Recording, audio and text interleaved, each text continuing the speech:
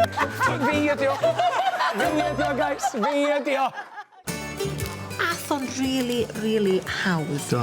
A'r unig amser nes i deimlo stres oedd pan nathon ni ofyn i chdi wneud rhywbeth.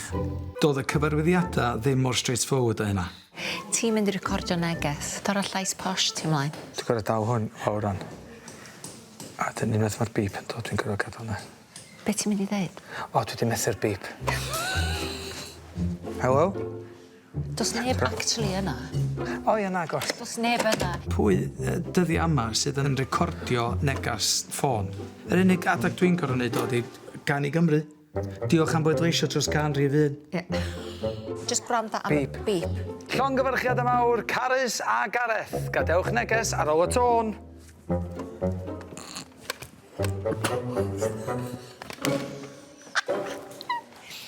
Sut da ni'n gallu checio bod ydi?